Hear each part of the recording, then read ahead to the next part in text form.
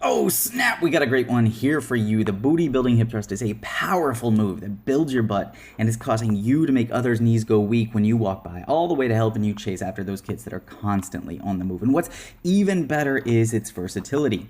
You can do it on a Smith machine, on a specialty hip thrust bench that might look like this, or with a simple bench in either a set of dumbbells or any size of barbell. I'll be using the large barbell and the dumbbells here.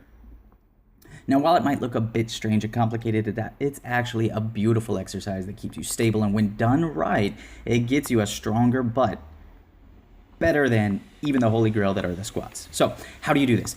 Well, you're going to lay down like a capital L. So the key is in the setup. Your shoulder blades are resting on the bench. And if you're using a barbell, getting into this position will require some big bumper plates to slide underneath, either a partner to hand it off to you or a squat rack with pins, or you're going to do it like me, which is a deadlift into position. So from the front view, you're going to position your knees slightly open with your feet directly underneath those knees, and you're going to screw in those feet so that you have vertical shins, particularly at the top of the movement when you're at that L.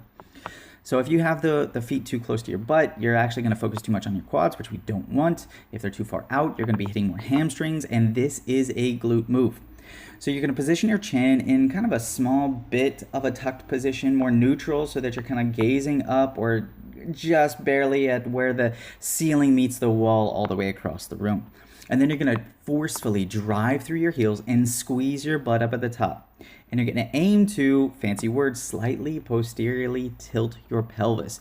Now what that means is you're going to squeeze your butt really, really tight, tuck those hips underneath, and you're going to tighten up those abs. So it feels like you're doing a crunch all at the same time. So you're getting some booty and abs. Now all the while you're thinking, keep your ribs glued to your pelvis.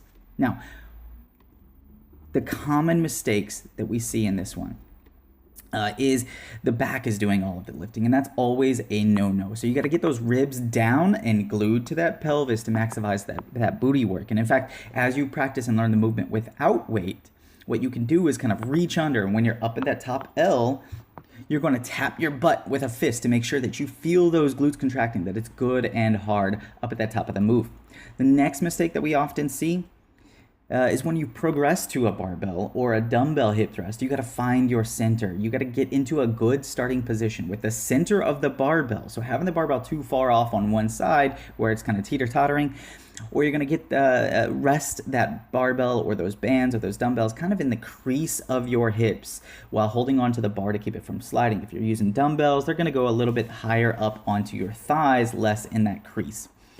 Now, the last mistake that we often see are the feet are too far out, which even though we already mentioned it's not going to hit those quads, it can also bug knees for some people. So too far out, it can cause problems. Too far in, it just feels off and it doesn't work well. And all of that leads to the last one, which is just not getting a good hip extension. You're not all the way up in that top of that L. You're like a 2-year-old trying to learn how to write. That L's all like crooked, looks more like an E. We don't want that.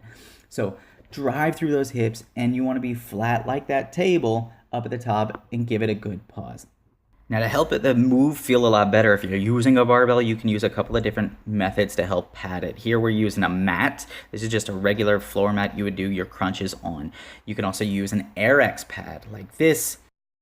You can also wrap your towel around it. Now, this is going to provide a little bit less comfort, but it does help some. Or if you've got access to one of those squat pads that you typically see people squatting with, those are great to go around. It provides a lot of comfort.